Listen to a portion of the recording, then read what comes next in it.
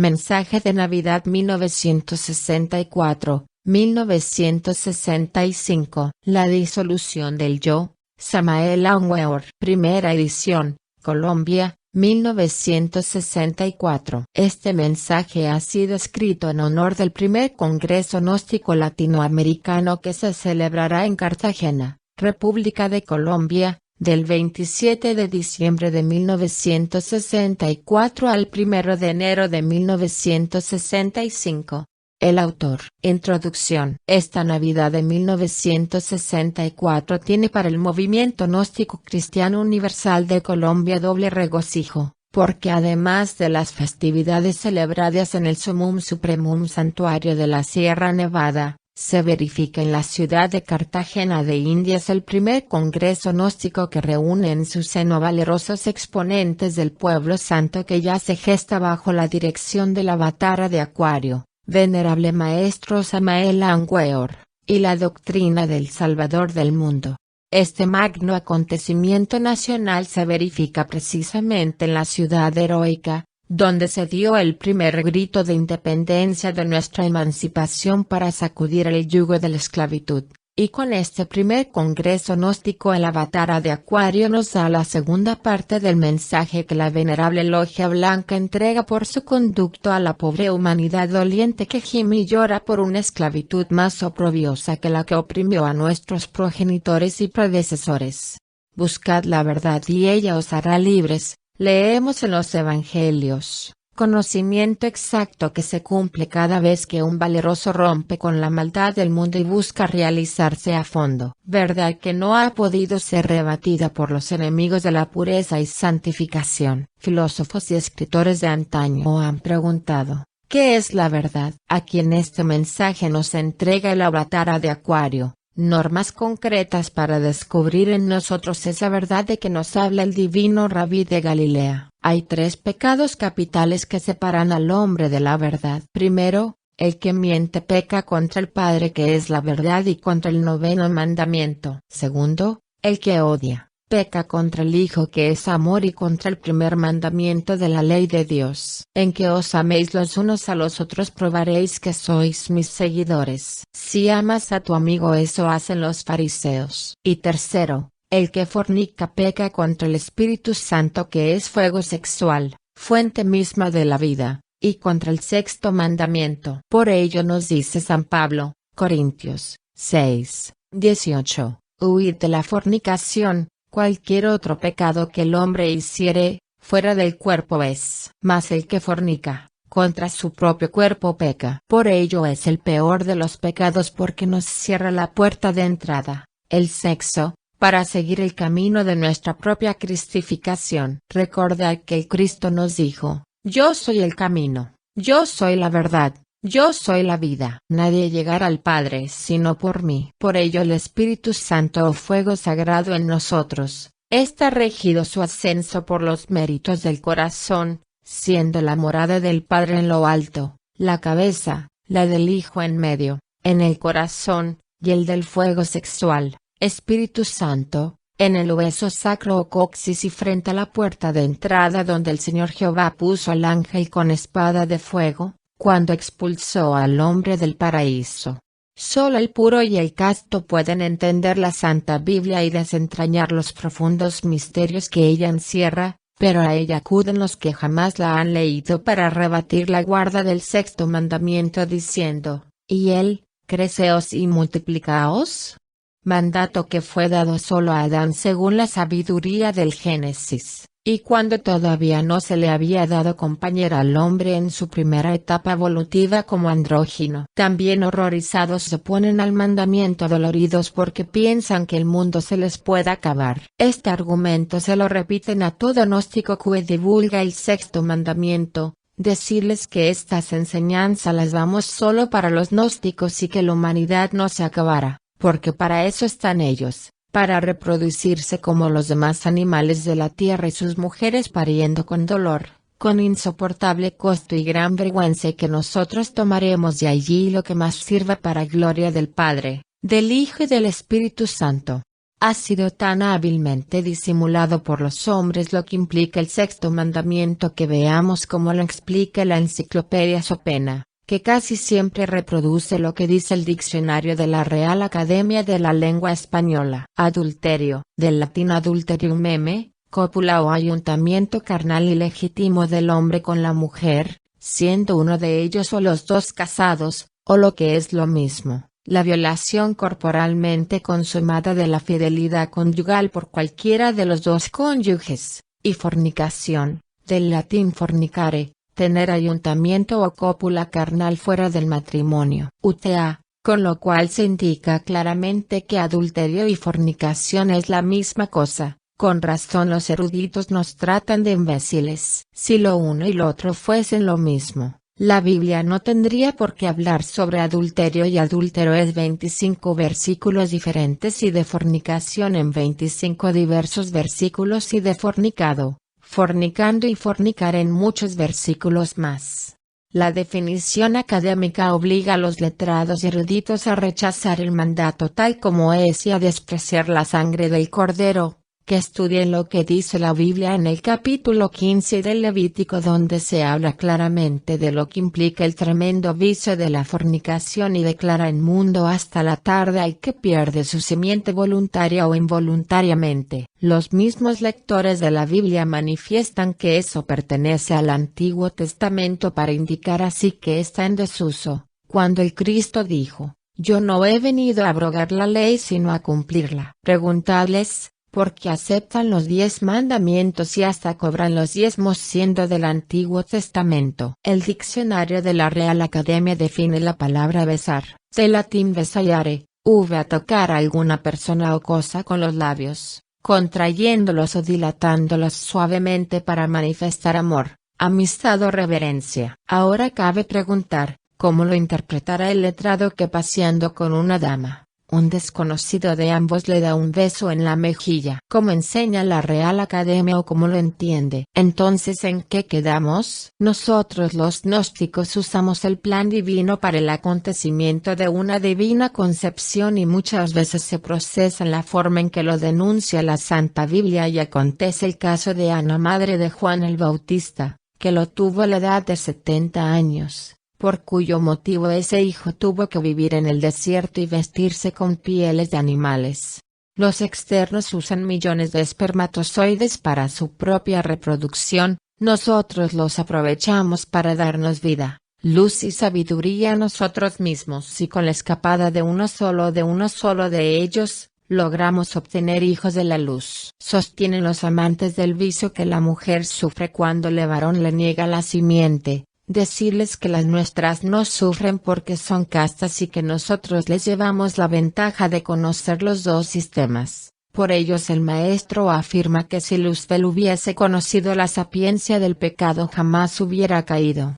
Observa, oh gnóstico, que la mujer solo pierde un huevo mensualmente y que el fornicario pierde a voluntad millones en el mismo tiempo. Ha sido demostrado microscópicamente que la mujer produce millones de huevos. Observa que en casi todas las especies animales el macho tiene más belleza que la hembra. En cambio en la especie humana se opera lo contrario. Observa también que entre los animales el macho respeta a su hembra una vez que está gestando y ella al tiempo lo rehúye. Pero el fornicario no respeta las leyes de la naturaleza y hace todo lo contrario. Observa que a la mujer se le llama el sexo débil y sin embargo maneja al hombre a su antojo. Cuando el hombre recupera la castidad perdida se rejuvenece y se embellece como los animales que él hace castos a la fuerza para explotarlos, adquiere nuevamente el bastón de mando, el báculo de los patriarcas y se liberta del sexo, y lo domina.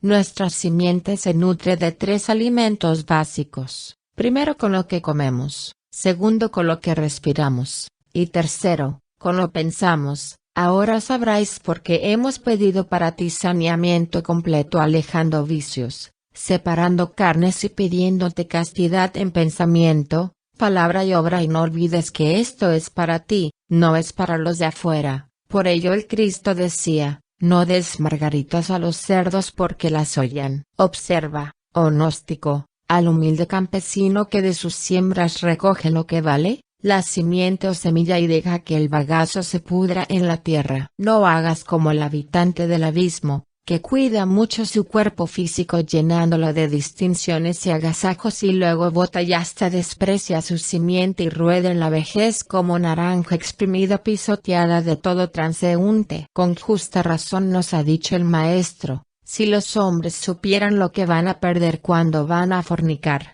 en lugar de ir riendo irían llorando. No hagas, oh gnóstico, como los habitantes del laberinto que alegran su tristeza con licores y lupanares. Toma el vino de luz, el licor de mandrágoras, el licor de los dioses para que permanezcas heroico y rebelde ante la maldad del mundo, pero no cambies como Esaú los derechos de primogenitura por un plato de lentejas, ni como la mujer de Lot, volviendo la cara al pasado, ni viviendo entre las dolorosas tumbas de los recuerdos. No creas, oh gnóstico, que sacar a las gentes del laberinto es cosa fácil, para ello se requieren hombres de pureza inmaculada, virtud acrisolada y haber formado a Cristo en su corazón y sin embargo por ahí te atacarán los enemigos del Cristo interno para dañar honra y honor. Observa que al hablarle a un niño de matrimonio te tratará de loco porque él no tiene madurez para apreciar y juzgar el tema a tratar. Igual cosa pasará con los hombres que no tienen madurez espiritual. Si le hablas de la doctrina de la cristificación y de la redención, también te tratarán de loco y se unirán para atacarte. Por ello fue muerto con gran vergüenza el Hijo del Hombre, por predicar esta doctrina. Tampoco te alarmes porque hoy se pongan a la venta de tus libros las grandes librerías y se nieguen a imprimirlos las grandes editoriales. Ya llegará el día en que los pedirán y buscarán en bien de sus negocios y por sobre toda consideración. Los hombres tienen sus creencias y nosotros se las respetamos y en medio de todas las creencias de los hombres se encuentran los buscadores de la sala de la sabiduría divina. Dadle siempre la mano a todos ellos como obras de misericordia. Ahora, escoge tú el camino. ¿Agrada al mundo o agrada a Dios? Con los hombres la muerte y con el Padre la resurrección. Julio Medina V. Maestro Garga Kovichin. Sumum Supremum Sanctuarium Gnosticum. Diciembre 1964. Capítulo 1. El órgano cundartiguador. Han transcurrido muchísimos millones de años evolucionando lentamente desde la noche aterradora del pasado y todavía el ser humano no sabe quién es, ni de dónde es, ni hacia dónde va.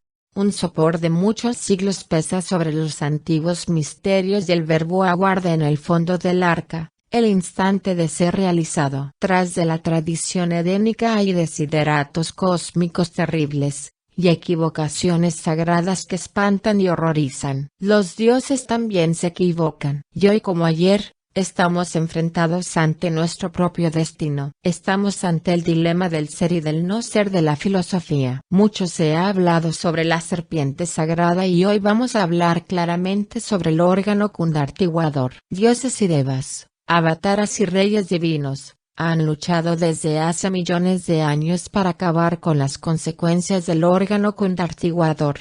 Todos los esfuerzos de los profetas, avataras y dioses para acabar con el desastroso resultado del órgano cundartiguador han resultado inútiles.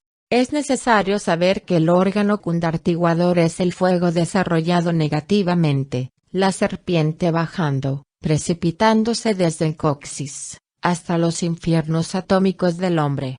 El órgano cundartiguador es la horrorosa cola de Satán en el cuerpo de deseos de ese animal intelectual, falsamente llamado hombre. Lo que más duele, lo que más lastima al alma en esto es saber que algunos individuos sagrados le dieron a la humanidad el órgano cundartiguador. Dicen las viejas tradiciones que durante la época lemúrica vinieron a la Tierra ciertos individuos sagrados en una astronave cósmica. Esos individuos formaban una altísima comisión sagrada encargada de estudiar los problemas evolutivos y con acento agudo evolutivos de la Tierra y de la humanidad. El arcángel Sakaki y el principal archifísico químico común universal Ángel Oisos eran los dos individuos principales de esta santa comisión divina. Detrás de todo el drama del Edén, Está la sagrada comisión de seres inefables. Ellos vinieron con cuerpo de carne y hueso y su nave aterrizó en la Lemuria. Por aquella antigüedad comenzaba el instinto humano a desarrollarse en razón objetiva. La Altísima Comisión pudo evidenciar hasta la saciedad que el hombre edénico ya empezaba a sospechar el motivo por el cual fue creado. La raza lemúrica empezaba a adivinar los motivos de su existencia, mísera existencia. Motivos mecánicos. Cada ser humano es una maquinita que capta y transforma energías cósmicas que luego adapta inconscientemente a las capas inferiores de la Tierra. Eso. Maquinitas humanas. Y nada más. ¿Qué sería del mundo sin esas maquinitas? El mundo sin ese sello, sin esa fisonomía que le da a la humanidad.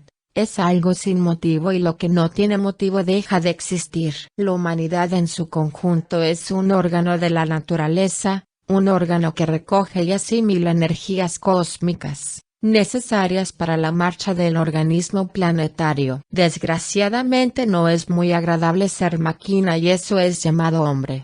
Eso. Sí. Eso y nada más. Cuando algún rebelde se levanta en armas contra la naturaleza, cuando quiere dejar de ser máquina, los tenebrosos poderes lo combaten a muerte y raros son aquellos humanos capaces de combatir a los tenebrosos, a la naturaleza, al cosmos, etc. Y por lo común esos rebeldes capitulan. Muchos son los llamados y pocos los escogidos. Solo unos pocos logran vencer la naturaleza y sentarse en el trono del poder para gobernarla.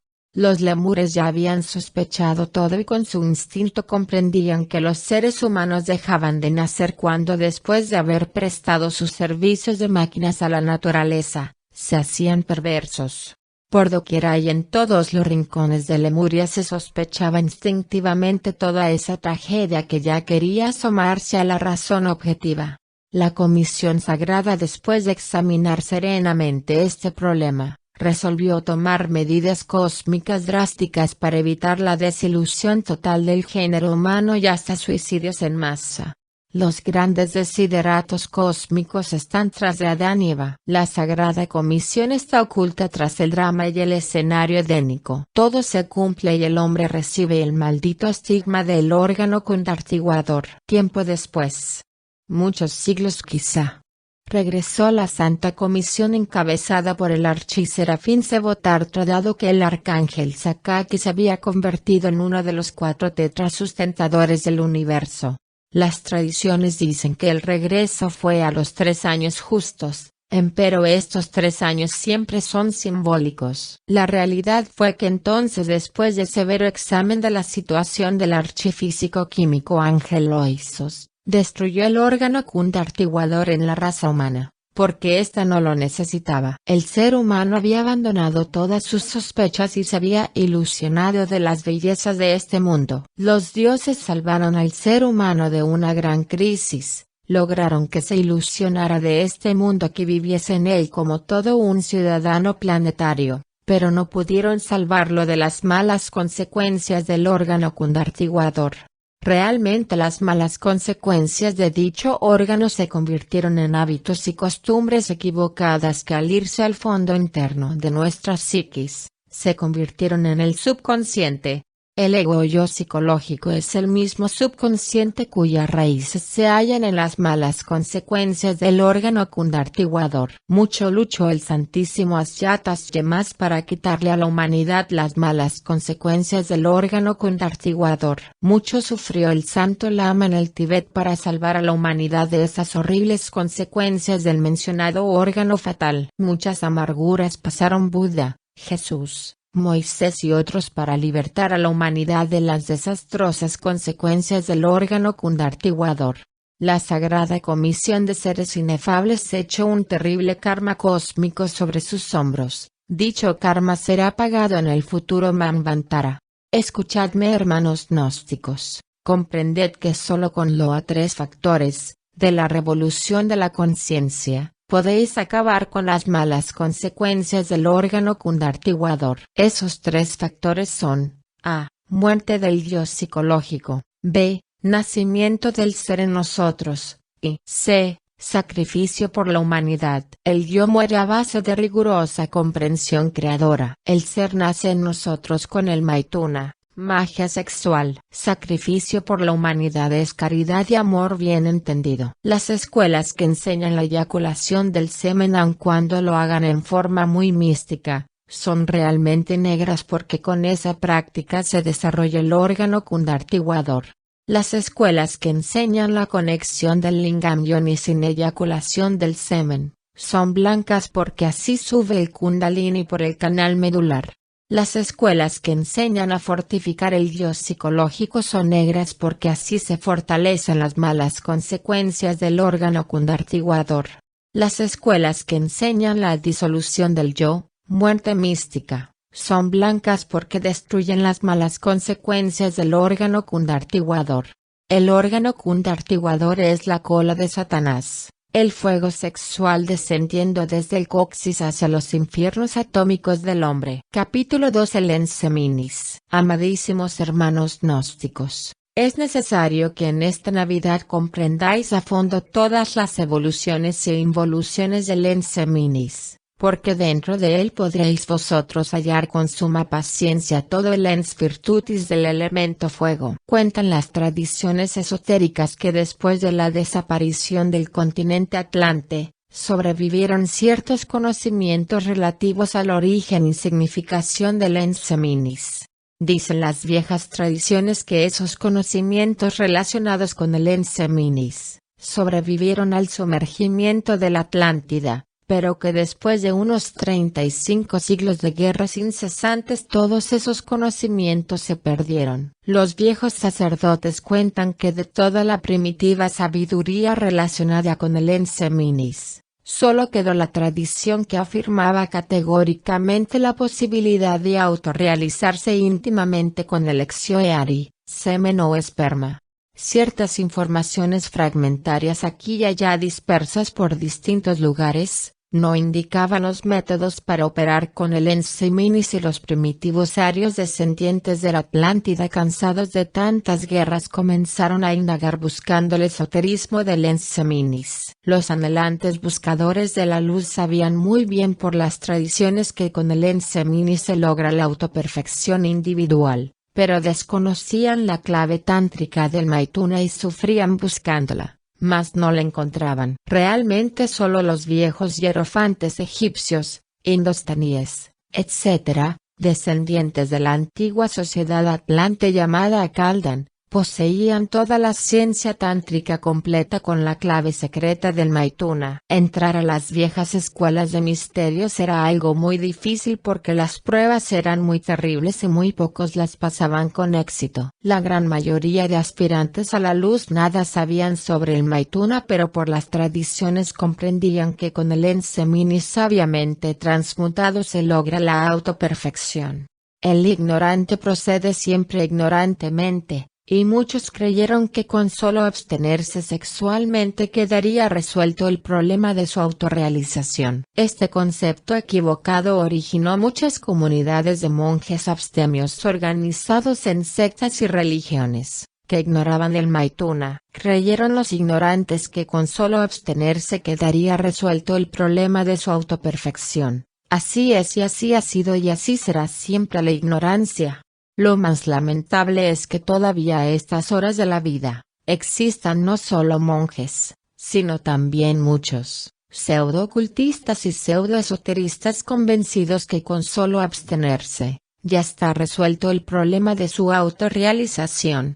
En el esperma hay evoluciones formidables y tremendas involuciones. El solo trabajo natural de formación del esperma es evolutivo. El último resultado de todo lo que comemos y bebemos, es el esperma. Es también necesario saber que las evoluciones del esperma están sometidas a la fundamental ley cósmica sagrada, Depta para Parsinuk, que es la ley del Santo 7, la septenaria ley. Cuando el Enseminis o esperma completa sus evoluciones septenarias, debe recibir un impulso desde el exterior y ser transmutado con el Maituna, porque de lo contrario entra de lleno en el proceso de la involución o retroceso, convirtiendo al individuo en infrasexual degenerado. La involución del esperma elabora, entre muchas otras sustancias perniciosas, una especialmente maligna, que tiene la propiedad de originar dos tipos de acciones en el funcionalismo general del organismo. El primer tipo de acción consiste en provocar el depósito de grasa superfina dentro del organismo. El segundo tipo de acción consiste en originar en el ser humano ciertas vibraciones malignas conocidas en el esoterismo como vibraciones veneniosquirianas.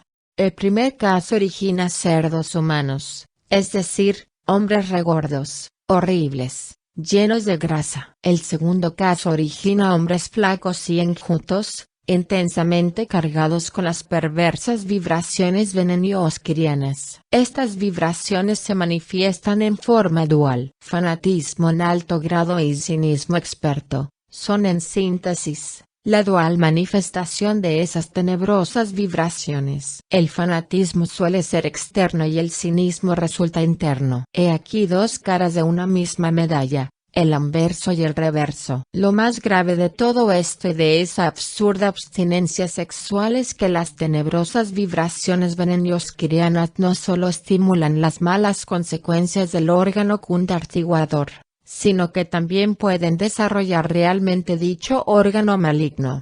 Si tenemos en cuenta que todo opuesto contiene a su contrario y que por lo tanto dentro de la misma luz están las tinieblas y viceversa, y que dentro de la virtud está su opuesto en estado latente, etc., debemos entonces comprender a fondo la palabra Kundalini.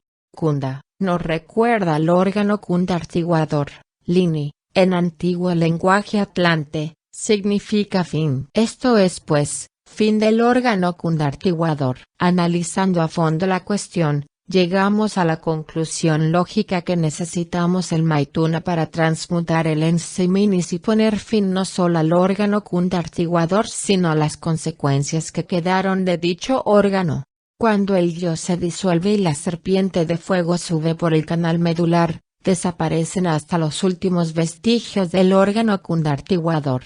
Debido a eso, podemos darle al fuego sagrado el nombre de Kundalini, que significa fin del órgano cundartiguador. Capítulo 3. Los 7 cosmos. La Cábala dice que existen dos cosmos, el macrocosmos y el microcosmos. El primero representa lo infinitamente grande, lo segundo representa lo infinitamente pequeño. La enseñanza cabalista sobre los dos cosmos está incompleta. Es tan solo una enseñanza fragmentaria. Existen 7 cosmos y no únicamente 2 como pretenden equivocadamente los cabalistas. El absoluto en sí mismo es explicado por la Cábala como teniendo 3 aspectos, a saber, 1. Ein Sof Aur, 2. Ein Sof, 3. Ein Sof Aur viene a ser el círculo externo. Ein Sof viene a ser el círculo medio. Ein es de hecho Sat, el inmanifestado absoluto. El primer cosmos no podría existir dentro del inmanifestado Ein,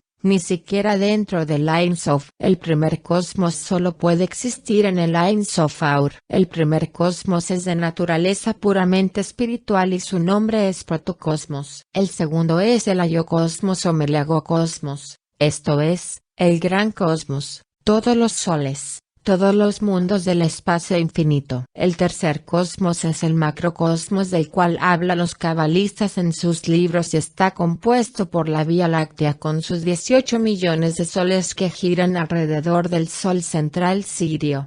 El cuarto es el deuterocosmos que está constituido por el Sol de nuestro sistema solar con todas sus leyes. El quinto es el mesocosmos, nuestro planeta Tierra. El sexto es el microcosmos hombre. El séptimo es el tritocosmos, lo infinitamente pequeño, átomos, moléculas, insectos, microbios, electrones, etc.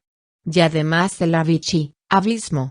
Entre el microcosmos hombre y el macrocosmos existen el mesocosmos y el deuterocosmos, por lo tanto resulta un poco caprichosa aquella frase que dice, el hombre es el microcosmos del macrocosmos. Cada uno de los 7 cosmos tiene sus leyes propias. El gnóstico tiene que estudiar las leyes que gobiernan a estos 7 cosmos, a fin de saber cuál es el puesto que ocupamos en la vida y cómo debemos hacer para lograr la liberación final. Rayo de la creación. Dice el maestro G. que el rayo de la creación inicia su crecimiento desde el absoluto y termina en la luna. El error del maestro G. consiste en creer que la luna es un fragmento desprendido de la Tierra. La luna es mucho más antigua que la Tierra, es un mundo ya muerto. Un mundo que perteneció a otro rayo de la creación. Realmente nuestro propio rayo de creación se inició en el absoluto y terminó en el infierno, infernus, Avicii, tártaro griego, Averno romano, reino mineral sumergido, morada fatal de los tenebrosos sublunares. El rayo de la creación correctamente explicado es así: A. Absoluto. B. Todos los mundos. C. Todos los soles. D. El Sol. E. Todos los planetas. F. La Tierra. G. El abismo. Los hermanos del movimiento gnóstico deben comprender a fondo este conocimiento esotérico que en este mensaje de Navidad les damos para que sepan cuál es el lugar exacto que vienen a ocupar en el rayo de la creación. Necesitamos conocer a fondo el camino a fin de lograr la Navidad del corazón y la liberación final. En el absoluto se inicia el rayo de la creación con el protocosmos. Todos los mundos en el rayo de la creación corresponden a la cosmos. Todos los soles de la Vía Láctea corresponden al macrocosmos en el rayo de la creación. El deuterocosmos en el rayo de la creación es el Sol. El mesocosmos en el rayo de la creación está constituido por todos los planetas del sistema solar y la Tierra que lo representa. El microcosmos es el hombre en el rayo de la creación. El tritocosmos es el átomo y el abismo. En el primer cosmos solo existe la única ley. La ley del absoluto. En el segundo cosmos el primero se convierte en tres y tres leyes gobiernan el segundo cosmos. En el tercer cosmos las tres se convierten en 6 leyes. En el cuarto cosmos las 6 se duplican en 12. En el quinto cosmos las 12 se duplican para convertirse en 24 leyes. En el sexto cosmos las 24 leyes se duplican convirtiéndose en 48 leyes. En el séptimo cosmos las 48 leyes se convierten por duplicación en 96 leyes. En el protocosmos solo se hace la voluntad del absoluto, la única ley. En el segundo cosmos la gran ley se convierte en 3, Padre, Hijo y Espíritu Santo, fuerza positiva, fuerza negativa, fuerza neutra. En el tercer cosmos comienza la mecánica porque las 3 fuerzas primordiales se dividen convirtiéndose en 6. En el cuarto cosmos la vida se vuelve mucho más mecánica porque ya no son 6, sino 12 las leyes que lo gobiernan. En el quinto cosmos la vida es muchísimo más mecánica y ya casi nada tiene que ver con la voluntad del absoluto, porque las 12 leyes se han vuelto 24. En el sexto cosmos la vida es tan tremendamente materialista y mecánica que ya ni siquiera se sospecha que existe la voluntad del absoluto. Nosotros vivimos en un mundo mecánico de 48 leyes, un mundo donde no se hace la voluntad del absoluto, un apartadísimo rincón del universo, un lugar oscuro y terriblemente doloroso. El puesto que ocupamos en el rayo de la creación es lamentable. En nuestro mundo ya no se hace la voluntad del absoluto y ni siquiera la voluntad de las 3 divinas personas llamadas Padre, Hijo y Espíritu Santo.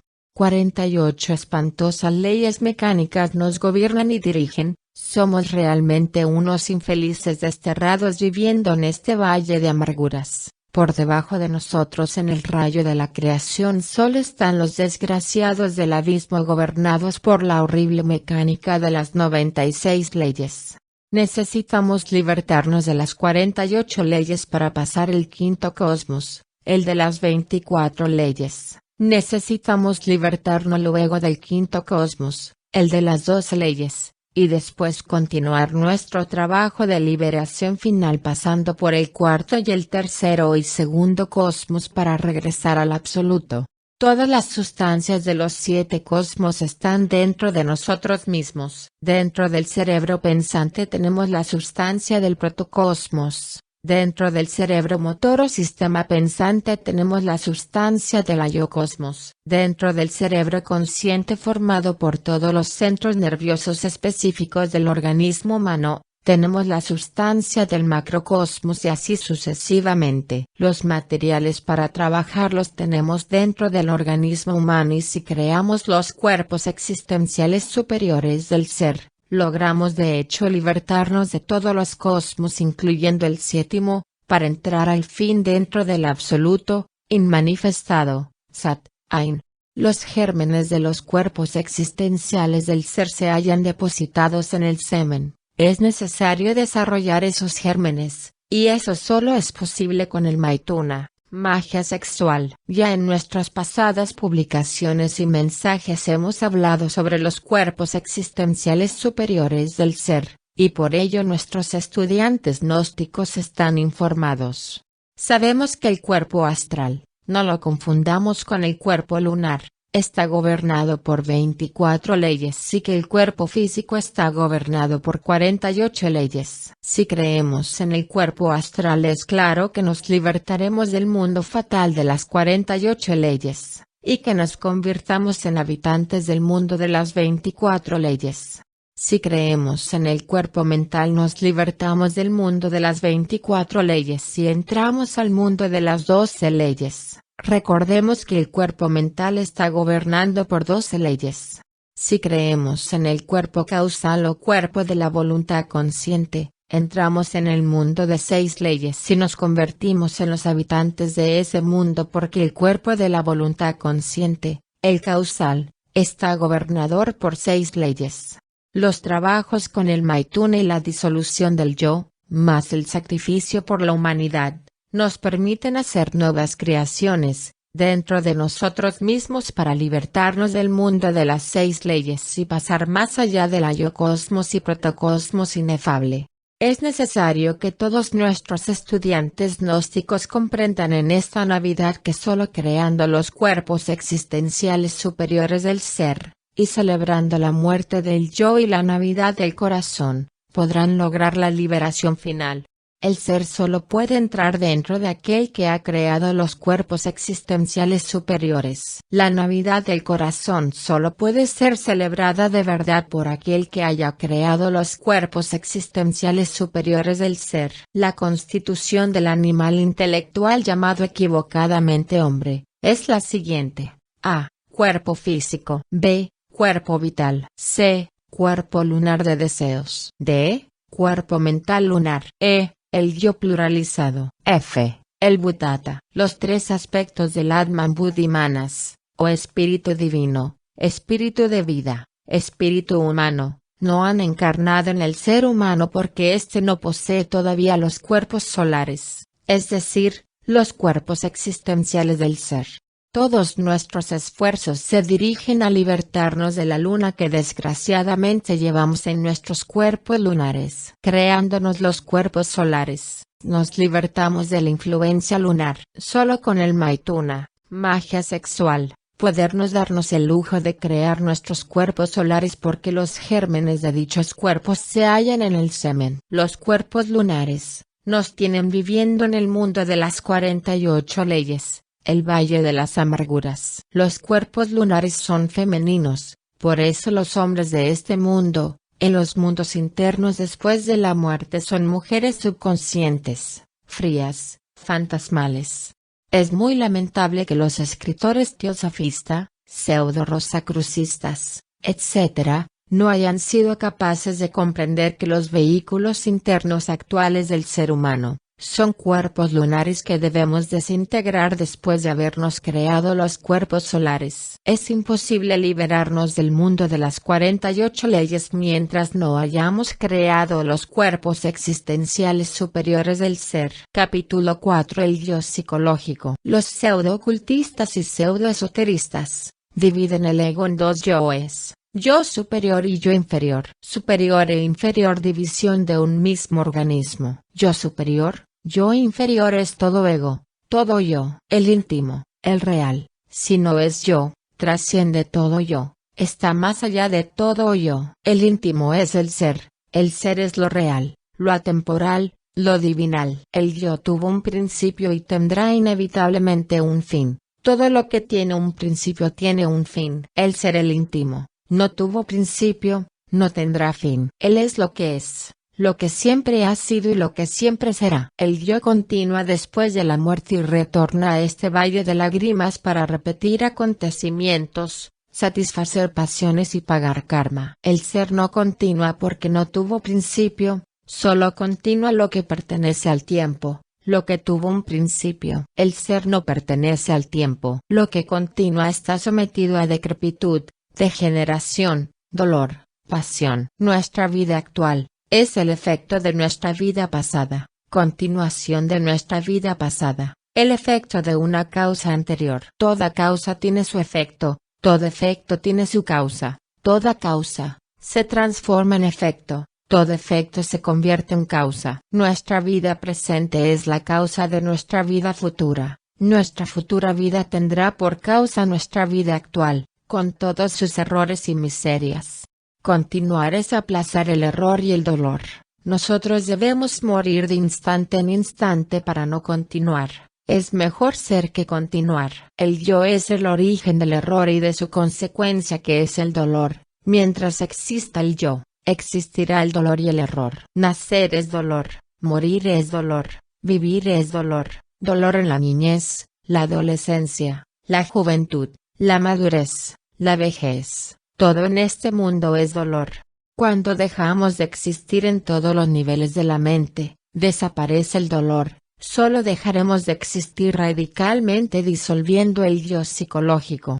El origen del yo es el órgano kundartiguador. El yo está constituido por todas las malas consecuencias del órgano kundartiguador. El yo es un manojo de pasiones, deseos, temores, odios, egoísmo, envidia, orgullo, gula, pereza, ira, apetencias, apegos, sentimentalismos morbosos, herencia, familia, raza, nación, etc. El yo es múltiple, el yo no es individual, el yo existe pluralizado, y continúa pluralizado y retorna pluralizado. Así como el agua se compone de muchas gotas, así como la llama se compone de muchas partículas ígneas, así el yo se compone de muchos yoes. Millares de pequeños yoes constituyen el yo ego que continúa después de la muerte y retorna a este valle de lágrimas para satisfacer deseos y pagar karma.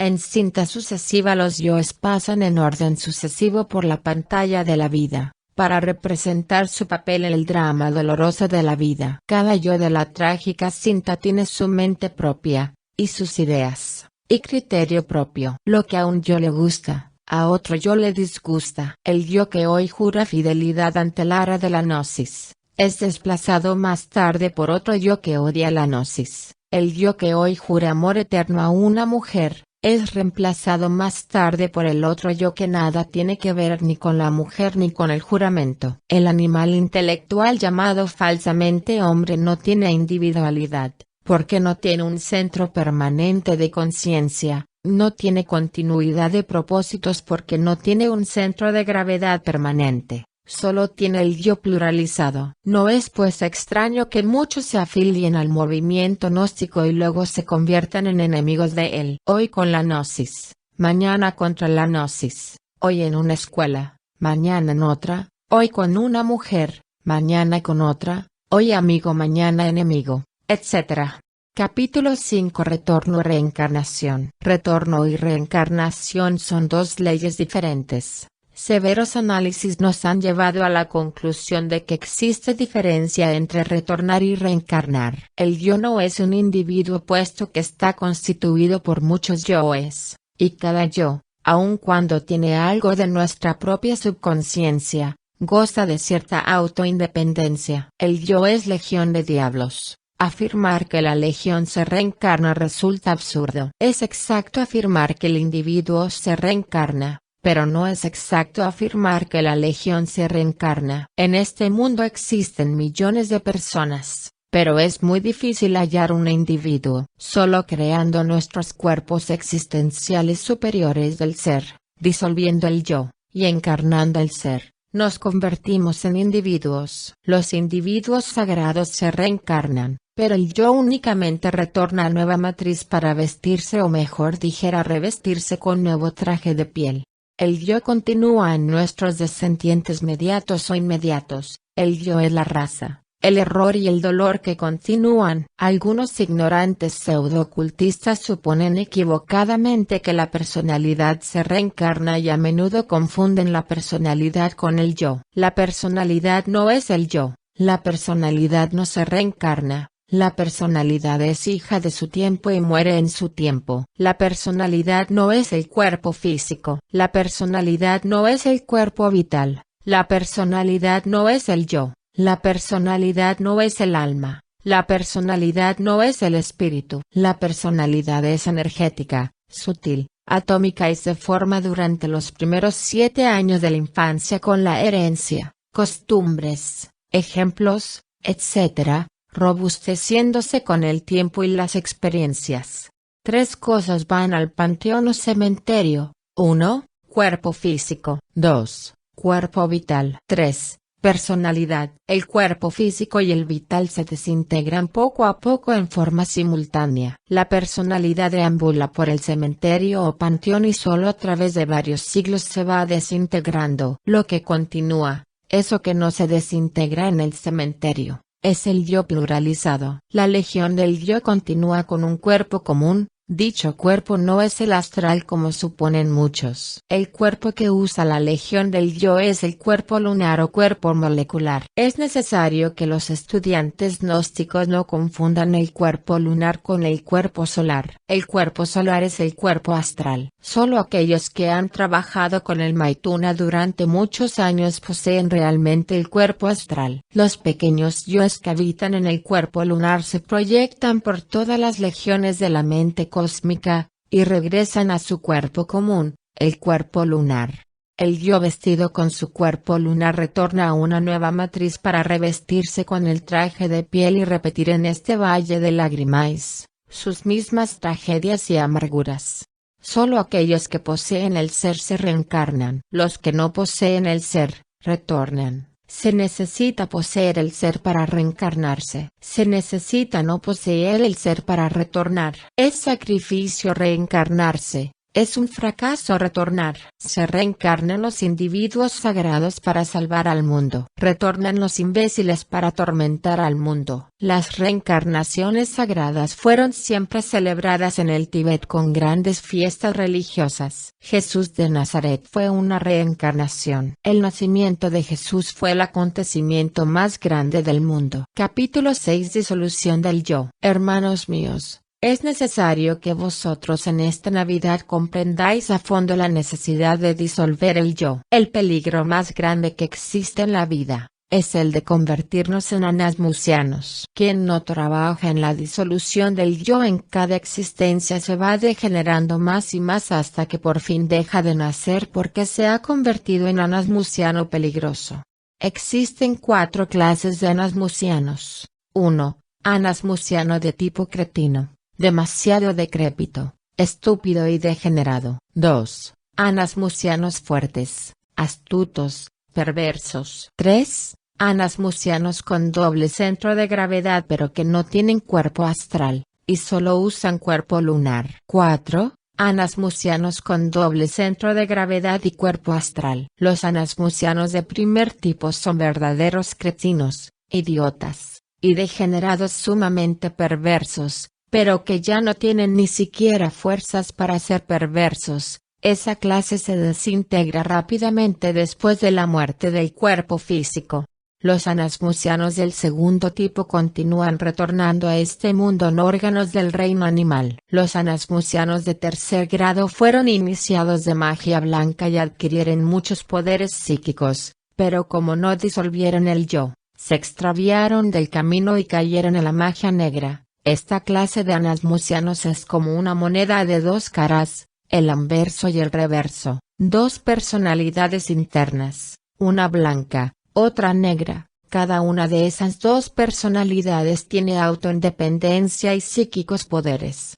Los anasmusianos de cuarto tipo son verdaderos bodhisattvas caídos que cometieron el error de fortificar el yo. Estos anasmusianos tienen doble centro de gravedad, la divina y la diabólica. Lo más grave de todo es que tienen cuerpo astral. Ejemplo, Andramelech. Este anasmusiano confunde a los invocadores inexpertos. Los dos Andramelech son uno, el blanco y el negro. Ambos adeptos son opuestos y sin embargo son uno, y ambos son verdaderos maestros, el uno de la logia blanca, y el otro, de la logia negra. Muchos iniciados que lograron crearse los cuerpos existenciales superiores del ser, fracasaron porque no disolvieron el yo psicológico. Esos iniciados no pudieron celebrar la Navidad del corazón, no lograron encarnar al ser, a pesar de poseer los cuerpos existenciales superiores, y se convirtieron en anasmusianos con doble centro de gravedad. Es necesario comprender la necesidad de trabajar con los tres factores de la revolución de la conciencia si es que realmente queremos la autorrealización a fondo. Si excluimos cualquier factor de la revolución de la conciencia, el resultado es el fracaso. Nacer, morir, sacrificarlos por la humanidad.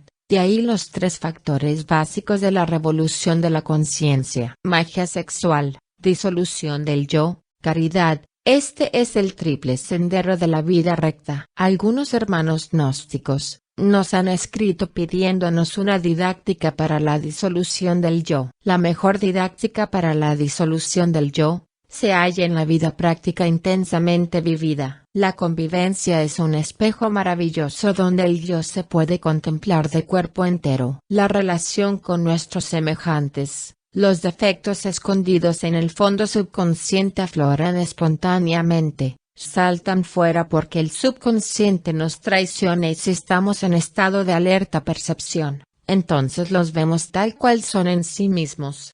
La mejor alegría para el gnóstico es celebrar el descubrimiento de alguno de sus defectos. Defecto descubierto, defecto muerto. Cuando descubrimos algún defecto debemos verlo en escena como quien está viendo cine, pero sin juzgar ni condenar. No es suficiente comprender intelectualmente el defecto descubierto, se hace necesario sumergirnos en profunda meditación interior, para atrapar al defecto en los otros niveles de la mente.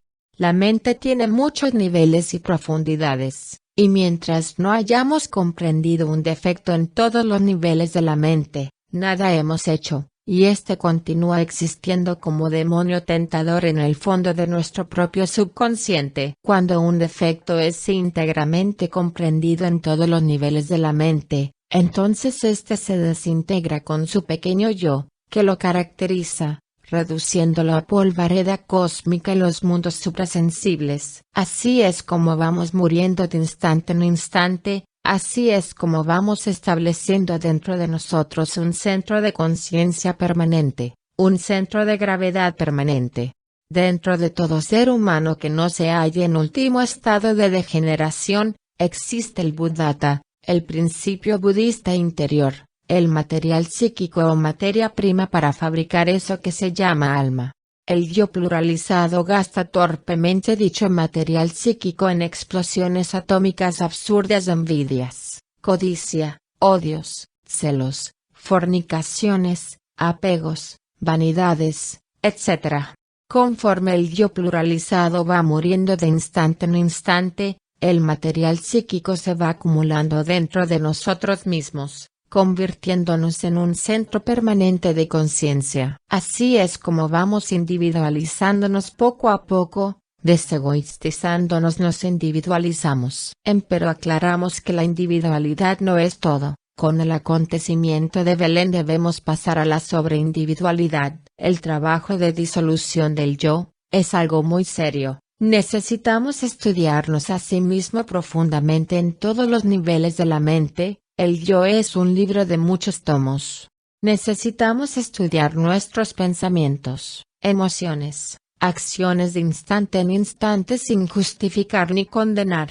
Necesitamos comprender íntegramente en todas las profundidades de la mente, todos y cada uno de nuestros defectos.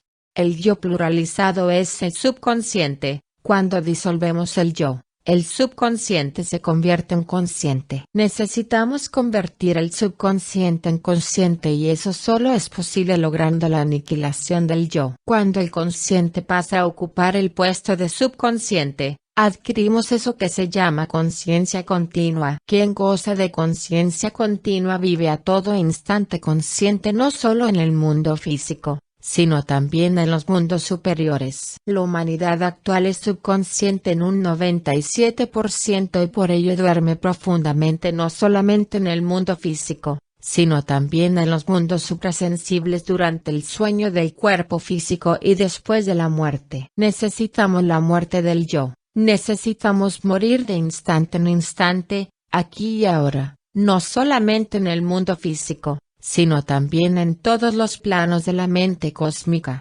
Debemos ser despiadados para con nosotros mismos y hacerle la disección al yo, con el tremendo bisturí de la autocrítica. Capítulo 7. La lucha de los opuestos. Un gran maestro decía: buscad la iluminación, que todo lo demás se os dará por añadidura. El peor enemigo de la iluminación es el yo. Es necesario saber que el yo es un nudo en el fluir de la existencia, una obstrucción fatal en el flujo de la vida libre en su movimiento. Se le preguntó a un maestro: ¿cuál es el camino? ¡Qué magnífica montaña!, dijo, refiriéndose a la montaña donde tenía su retiro. No os pregunto acerca de la montaña, sino acerca del camino. Mientras no puedes ir más allá de la montaña, no podrás encontrar el camino, replicó el maestro. Otro monje hizo la misma pregunta a ese mismo maestro. Allá está, justo delante de tus ojos, respondióle el maestro. Signo de interrogación abierta. ¿Por qué no puedo verlo? Porque tienes ideas egoístas. Signo de interrogación abierta. ¿Podré verlo, señor? Mientras tengas una visión dualista y digas, yo no puedo, y así por el estilo, tus ojos estarán oscurecidos por esa visión relativa. Cuando no hay yo, ni tú, se le puede ver. Cuando no hay yo ni tú, ¿quién quiere ver? El fundamento del yo es el dualismo de la mente. El yo se sostiene por el batallar de los opuestos. Todo el razonamiento se fundamenta en el batallar de los opuestos. Si decimos fulano de tal es alto, queremos decir que no es bajo. Si decimos estoy entrando, queremos decir que no estamos saliendo. Si decimos estoy alegre, afirmamos con ello que no estamos tristes, etc. Los problemas de la vida no son sino formas mentales con dos polos, uno positivo y otro negativo. Los problemas se sostienen por la mente y son creados por la mente. Cuando dejamos de pensar en un problema, este termina inevitablemente. Alegría y tristeza, placer y dolor, bien y mal, triunfo y derrota, constituyen el batallar de los opuestos en el cual se fundamenta el yo. Toda la vida miserable que vivimos va de un opuesto a otro: triunfo, derrota, gusto, disgusto, placer, dolor, fracaso, éxito, esto, aquello, etc. Necesitamos liberarnos de la tiranía de los opuestos. Esto solo es posible aprendiendo a vivir de instante en instante sin abstracciones de ninguna especie, sin sueños, sin fantasía.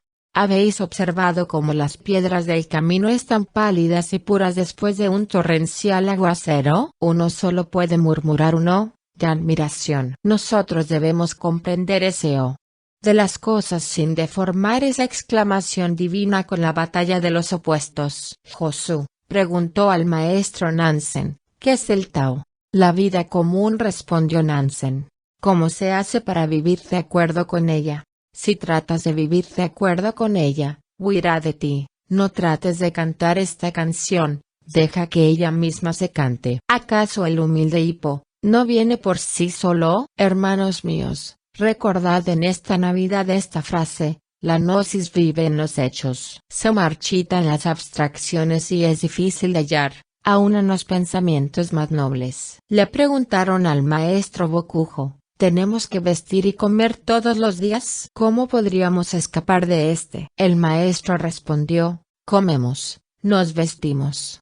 No comprendo, dijo el discípulo. Entonces vístate y come, dijo el maestro. Esta es precisamente la acción libre de los opuestos. Comemos, nos vestimos. ¿Por qué hacer un problema de eso? ¿Por qué estar en otras cosas mientras estamos comiendo y vistiendo? Si estás comiendo, come, y si estás vistiéndote, vístete, y si andas por la calle, anda, anda, anda, pero no pienses en otra cosa, haced únicamente lo que estáis haciendo, no huyas de los hechos, no los llenes de tantos significados, símbolos, sermones y advertencias. Vívelos sin alegorías, con mente receptiva de instante en instante. Amadísimos hermanos gnósticos que hoy celebran con nosotros la fiesta de Navidad, comprended que os estoy hablando del sendero de acción, libre del batallar doloroso de los opuestos. Acción sin distracciones, sin escapatorias, sin fantasías, sin abstracciones de ninguna especie. Cambiad vuestro carácter, amadísimos, cambiadlo a través de la acción inteligente, libre del batallar de los opuestos. Cuando se les cierran las puertas a la fantasía, se despierta el órgano de la intuición. La acción, libre del batallar de los opuestos, es acción intuitiva, es acción plena, donde hay plenitud el yo está ausente. La acción intuitiva nos conduce de la mano hasta el despertar de la conciencia. Trabajemos y descansemos felices abandonándonos al curso de la vida. Agotemos el agua turbia y podrida del pensamiento habitual y en el vacío fluirá la gnosis y con ella la alegría de vivir. Esta acción inteligente, libre del batallar de los opuestos, nos eleva a un punto en el cual algo debe romperse. Cuando todo marcha bien se rompe el techo rígido de pensar y la luz y el poder del íntimo entran a raudales en la mente que ha dejado de soñar. Entonces en el mundo físico y fuera de él, durante el sueño del cuerpo material, vivimos totalmente conscientes y iluminados gozando la dicha de la vida en los mundos superiores. Esta tensión continua de la mente, esta disciplina, nos lleva al despertar de la conciencia. Si estamos comiendo y pensando en negocios, es claro que estamos soñando. Si estamos manejando un automóvil y estamos pensando en la novia, es lógico que no estamos despiertos, estamos soñando. Si estamos trabajando y estamos recordando al compadre o a la comadre, o al amigo, o al hermano, etc., es claro que estamos soñando. La gente que vive soñando en el mundo físico, vive también soñando en los mundos internos durante aquellas horas en que el cuerpo físico está durmiendo. Se necesita dejar de soñar en los mundos internos. Cuando dejamos de soñar en el mundo físico, despertamos aquí y ahora, y ese despertar aparece en los mundos internos. Buscad primero la iluminación, que todo lo demás se os dará por añadidura. Quien está iluminado ve el camino. Quien no está iluminado no puede ver el camino y fácilmente puede extraviarse en la senda y caer en el abismo. Es terrible el esfuerzo y la vigilancia que se necesitan de segundo en segundo, de instante en instante para no caer en ensoñaciones. Basta con un minuto de descuido y ya la mente está soñando al acordarse de algo, al pensar en algo distinto al trabajo o al hecho que estemos viviendo en el momento. Cuando en el mundo físico aprendemos a estar despiertos de instante en instante, en los mundos internos durante las horas de sueño el cuerpo físico y también después de la muerte viviremos despiertos y autoconscientes de instante en instante. Es doloroso saber que la conciencia de todos los seres humanos duerme y sueña profundamente, no solamente durante aquellas horas de reposo del cuerpo físico, sino también durante ese estado irónicamente llamado estado de vigilia. La acción libre de dualismo mental produce el despertar de la conciencia. Capítulo 8. Técnica de la meditación. La técnica de la meditación nos permite llegar hasta las alturas de la iluminación. Debemos distinguir entre una mente que está quieta y una mente que está aquietada a la fuerza. Debemos distinguir entre una mente que está en silencio y una mente que está silenciada violentamente. Cuando la mente está aquietada a la fuerza, realmente no está quieta, está amordazada por la violencia, y en los niveles más profundos del entendimiento hay toda una tempestad. Cuando la mente está silenciada violentamente, realmente no está en silencio y en el fondo clama, y grita y se desespera. Es necesario acabar con las modificaciones del principio pensante durante la meditación. Cuando el principio pensante queda bajo nuestro control, la iluminación adviene a nosotros espontáneamente. El control mental nos permite destruir los grillos creados por el pensamiento. Para lograr la quietud y el silencio de la mente es necesario saber vivir de instante en instante, saber aprovechar cada momento. No dosificar el momento.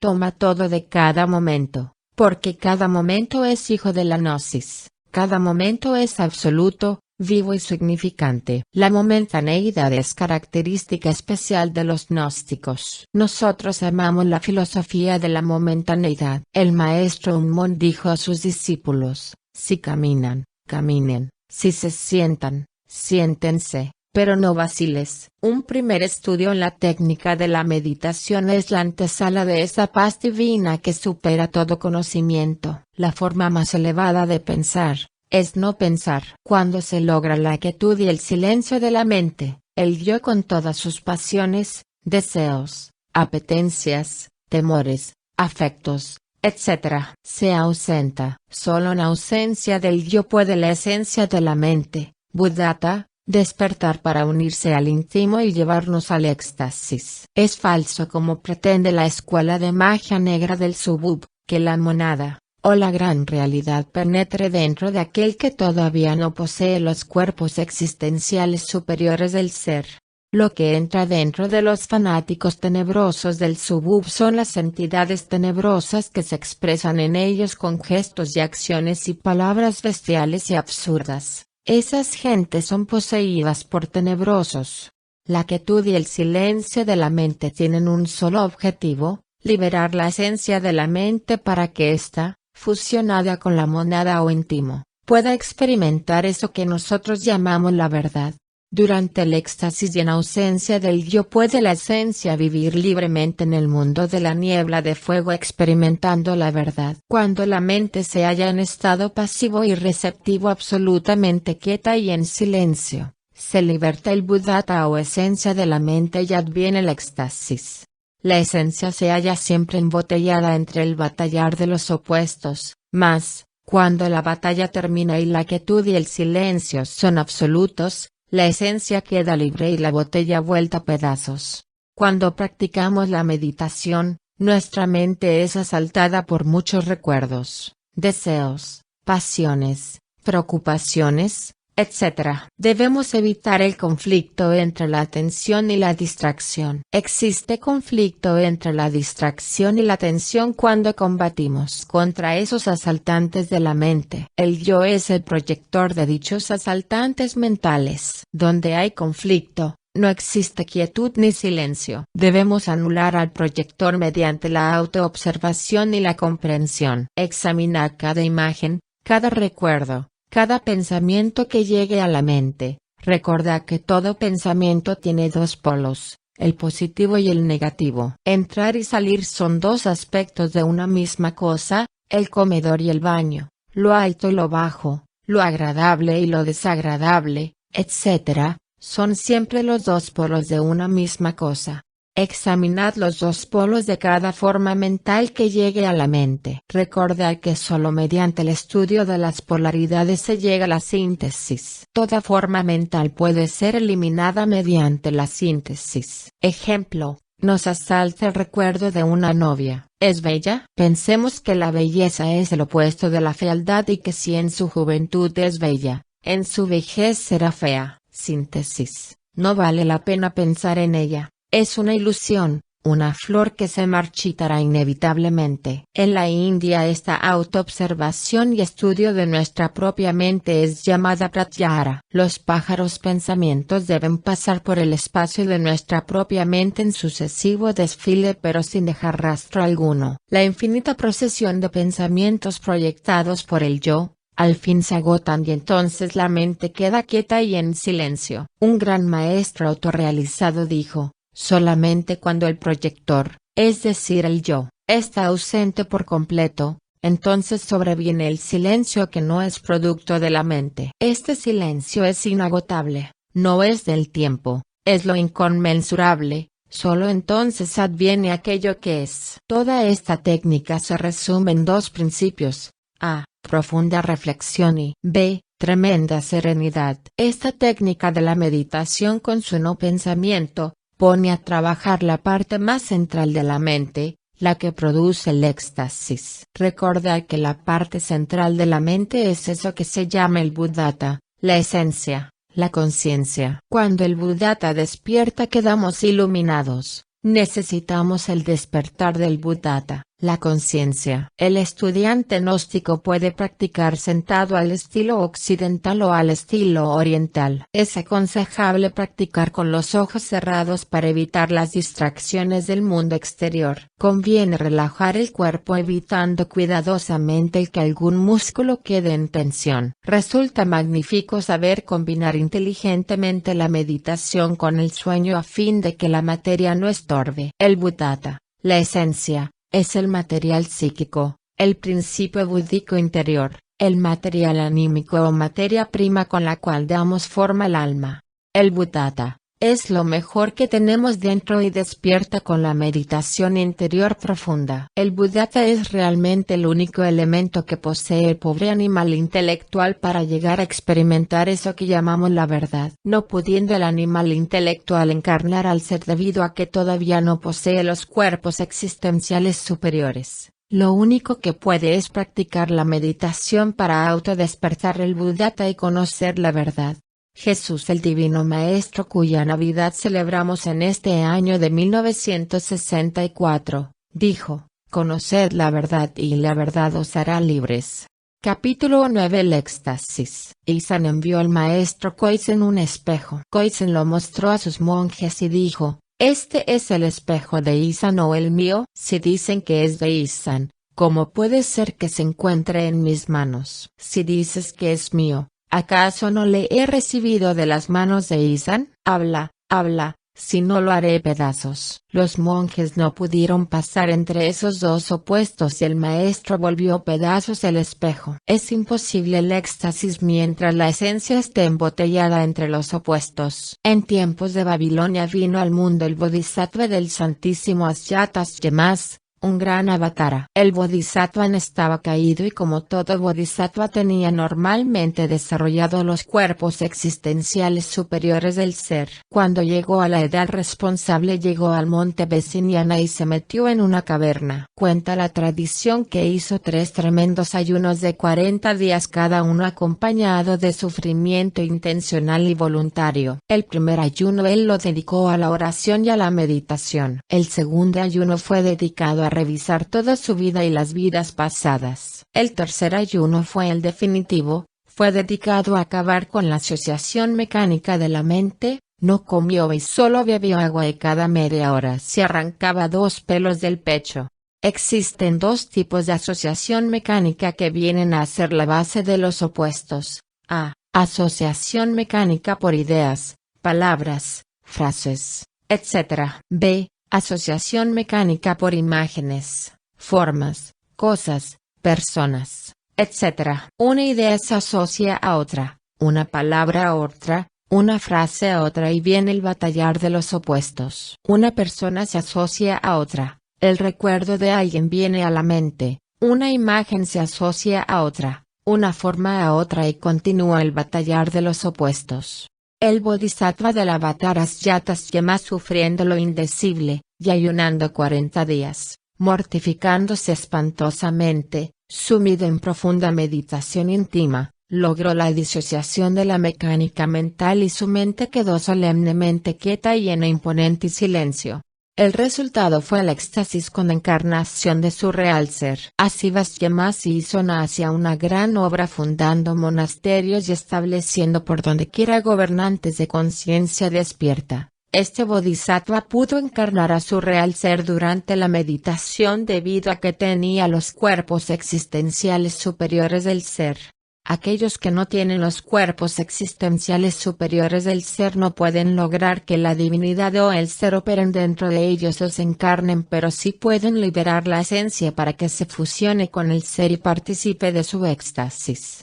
En estado de éxtasis podemos estudiar los grandes misterios de la vida y de la muerte. Hay que estudiar el ritual de la vida y de la muerte, mientras llega el oficiante, el íntimo, el ser. Solo en ausencia del yo se puede experimentar la dicha del ser. Solo en ausencia del yo adviene el éxtasis. Cuando se logra la disociación de la mecánica mental, viene eso que los orientales llaman estallido de la bolsa, irrupción del vacío. Entonces hay un grito de júbilo porque la esencia, el Buddhata, se ha escapado de entre la batalla de los opuestos y ahora participa de la comunión de los santos. Solo experimentando el éxtasis, se sabe lo que es la verdad y la vida. Solo en ausencia del yo gozamos la dicha de la vida en su movimiento. Solo en estado de éxtasis podemos descubrir el hondo significado de la Navidad que esta noche celebramos con júbilo en nuestro corazón. Cuando en estado de éxtasis estudiamos la vida del Cristo, descubrimos que gran parte del drama cósmico representado por el Señor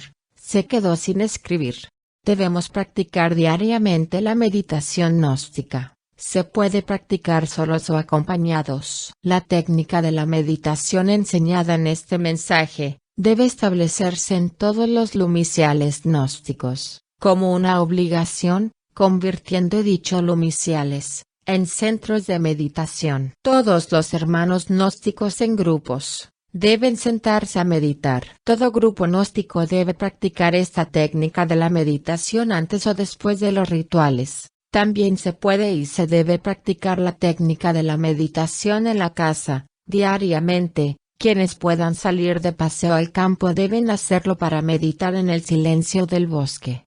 Basados en este mensaje y con estas enseñanzas se necesita incluir dentro del orden de los lumiciales gnósticos la técnica de la meditación. Entregamos a los lumiciales la única técnica que debe ser aceptada por todos los lumiciales. Es falso asegurar que la gran realidad pueda operar dentro de un individuo que no posea los cuerpos existenciales del ser. Es estúpido afirmar que la gran realidad penetre dentro de alguien, como lo pretenden los tenebrosos del Subub, dizque para arrojar fuera de nosotros las entidades animales instintivas sumergidas que constituyen el yo pluralizado. Repetimos, la gran realidad no puede penetrar dentro de aquellos que no posean los cuerpos existenciales superiores del ser. Solo con el Maituna, magia sexual, podemos crear los cuerpos superiores existenciales del ser. El gran avatar Asyatas Yamas pudo encarnarse en su bodhisattva cuando este último se hallaba con la mente en absoluta quietud y silencio, debido al hecho concreto de que ya poseía los cuerpos existenciales superiores del ser, desde antiguas reencarnaciones. Es necesario también aclarar que después del éxtasis, a pesar de recibirse un tremendo potencial de energía, no por ello queda disuelto el yo, como creen equivocadamente muchos estudiantes de ocultismo. La disolución del yo solo es posible a base de profunda comprensión e incesante trabajo diario en nosotros mismos de instante en instante. Explicamos todo esto para que no se confunda la meditación gnóstica con las prácticas tenebrosas del Subub y muchas otras escuelas de magia negra. Cuando un místico alcanza el éxtasis, siente al regresar al cuerpo físico la necesidad urgente de crearse los cuerpos existenciales superior del ser y el indescriptible anhelo de disolver el yo. El éxtasis no es un estado nebuloso sino un estado de asombro trascendente asociado a una perfecta claridad mental. Hermanos míos, os deseo feliz Navidad y próspero Año Nuevo. Que la estrella de Belén resplandezca en vuestro camino. Paz inverencial. Samael Aunweor.